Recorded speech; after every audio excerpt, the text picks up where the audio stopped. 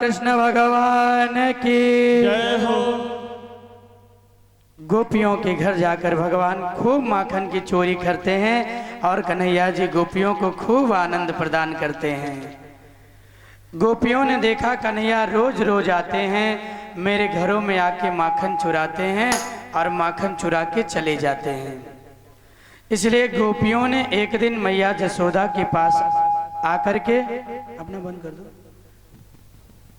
जसोदा जी के पास आकर के जसोदा जी को उलाहना दिया है, मैया जो तेरा लाला है ना ये बड़ा नटखट हो गया है।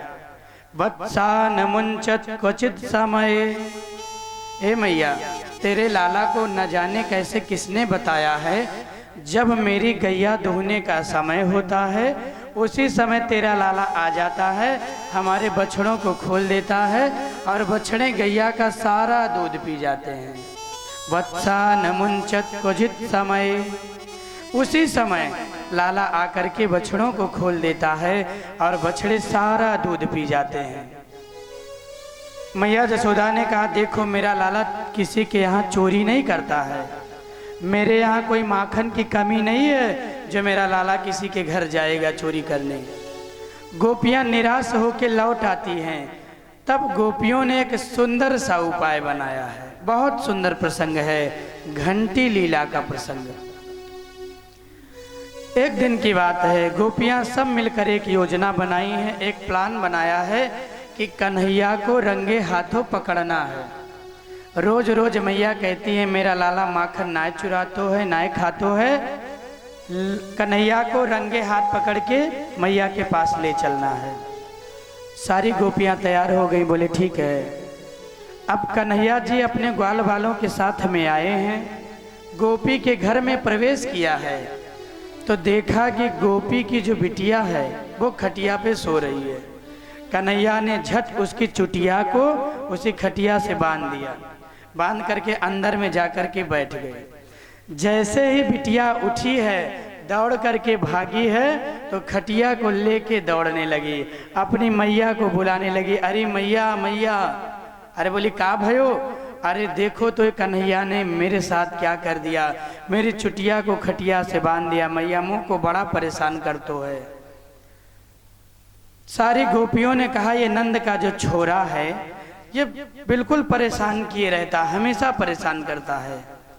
आज गोपियों ने सुंदर शिकार को बांधा है, शिकार पे मटकी को रख दिया है और उसी मटकी में गोपियों ने एक घंटी को बांध दिया है। गोपियों ने सोचा जैसे ही भगवान आएंगे मटकी को छुएंगे वो घंटी टनटना के बज जाएगी और हम दौड़ करके कन्हैया को पकड़ लेंगे। योजना तो बड़ी सुंदर है। कन्हैया ग्वाल वालों के संग में आए, देखा सुंदर शिकार पे ग्वालिन ने माखन को टांगो है। बोले भैया आज तो आनंद है, बिल्कुल ताजो माखन खाने को मिलेगो। ग्वाल बाल बड़े प्रसन्न हुए। बंदरों ने प्रार्थना किया महाराज रामा अवतार में आपकी बड़ी सेवा किए हैं, मुझे भी कुछ खाने को मिल जाए। बोले तुम भी चिंता मत करो, तुम्हें भी खिलाएंगे। भगवान ग्वाल वालों के ऊपर खड़े हो गए, उतारने लगे तो देखा कि घंटी बंधी है। तब भगवान ने घंटी देवी से प्रार्थना किया, एक घंटी देवी। बोले हाँ प्रभु। बोले तुमको बनाने वाले कौन हैं? बोले प्रभु आपने बनाया है। तो बोले तुम बात किनकी मानोगी? बोले स्वामी जो आप कहोगे वही मानेंगे। बोले जब तक मैं भोग न कर लूँ माखन का, जब तक मैं भरपेट माखन न खा लूँ तब तक तुम बजना मत। बोले ठीक है प्रभु आपकी जो आज्ञा, आप जैसा कहोगे वैसा ही करेंगे। कन्हैया जी झट मटकी को उतारे लेकिन घंटी देवी नहीं बजी। मटकी में से माखन निकाला है, ग्वाल वालों को लुटाया है, ग्वाल वालों ने खाया, घंटी देवी नहीं बजी। बंदरों को लुटाया तो भी घंटी देवी नहीं बजी। लेकिन जब भगवान कन्हैया बैठे हैं, जैसे ही माखन को मटकी से निकाला है अपने मुंह से लगाया है तैसे घंटी महारानी टन टन टन टन टन करके बजने लगी। जब घंटी महारानी टन टन टन करके बजने लगी झट गोपी दौड़ के आई और कन्हैया के हाथन को पकड़ लियो। बोले लाला तुम वो बड़ा परेशान करो है, रोज रोज कहते है कि माखन नाय चुराते हैं, आज रंगे हाथ ले चलेंगे मैया के पास। बोले गोपी रुक जाओ, पहले मुझे घंटी से कुछ प्राइवेट बात करनी है। क्या करता है सीटिया? बोले पहले मुझे घंटी से थोड़ी सी बात करनी है। कहा ठीक है। गोपी रुक गई। भगवान ने घंटी से पूछा, देवी जी हमारी आपकी प्रॉमिस क्या हुई थी? बोले महाराज आपने कहा था जब तक नहीं खा लेंगे बजना मत। बोले फिर क्यों बज गई? बोले प्रभु जी इसमें मेरा कोई दोष नहीं है। बोले हाँ तुम्हारा थोड़ी ना है, मेरा ही सारा दोष है। अब गोपी ले जाएगी और मैया मुँह को खूब पीटेगी, मेरा ही तो सब दोष है। बोले स्वामी मैं क्या करूं? आपने ही नियम बनाया है, आपके आचार्यों ने, आपके संतों ने नियम बनाया है, जब तक भगवान की घंटी नहीं बजती है, जब तक भगवान का शंख नहीं बजता है, तब तक ठाकुर जी का भोग पूरा नहीं होता है। हे प्रभु मैंने ग्वाल वालों को खाते देखा तो मैं नहीं बजी, मैंने बंदरों को खाते देखा तो भी नहीं मैं नहीं बजी, लेकिन स्वामी जब मेरा परमात्मा भोग को लगाने लगा तब मुझसे रहा नहीं गया, इसलिए मैं टनटना के बज गई। हाँ ताली आप थोड़ी ना बजाओगे, पड़ोसी आएंगे बजाने। घंटी देवी ने प्रार्थना किया, प्रभु मेरा कोई दोष नहीं है। भगवान ने कहा ठीक है, प्रसन्न हो गए प्रभु, ठीक है तुम्हारा कोई दोष नहीं है। ग्वालिन भगवान के हाथों को पकड़ी है और प्रभु के हाथों को पकड़ के लेके जाने लगी। बोले लाला तो मुझे रोज राहों में रोकता है, रोज मुझे परेशान करता है, अब मैं तुझे परेशान नहीं करने दूंगी।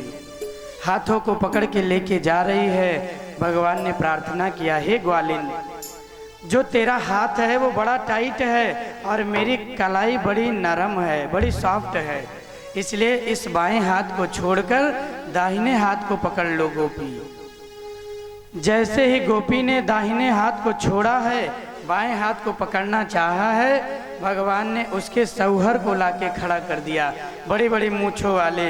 कहा ले जा मैया को दिखा, मेरे घर में यही चोरी करते हैं। झटपटी देव जी को खड़ा किया, कन्हैया ने अपने हाथ को हटाया, ग्वालिन पति के हाथों को पकड़ के लेके जा रही है, चलो आज मैया से तुम्हें मार खिलाऊंगी। लेकर के जसोदा के द्वारे पहुंच गई है। अरे मैया जरा देख मैं तेरे लाला को पकड़ के ले आई हूँ, रोज रोज कहती है मेरा लाला माखन नाय चुरातो है, आज मैं रंगे हाथ पकड़ के लाई हूँ।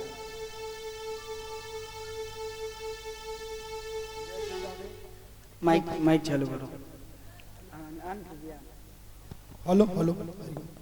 हमारे बीच में पूज्य संत श्री विवेक जी महाराज हमारे बीच में पधार चुके हैं, जिनका अपार सहयोग है इस कथा की, जो प्रारंभ काल महाराज जी के द्वारा ही हुआ है और इनके सहयोग से ही सारा काम हुआ है।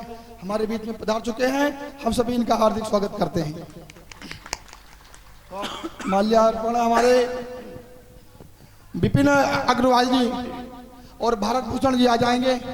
हमारे बीच में श्री ब्रिजेश सिंह जी आ गए हैं, तो मंच पर आएंगे। राजीव बंसल जी आ जाएंगे, तो महाराज जी का सम्मान करेंगे।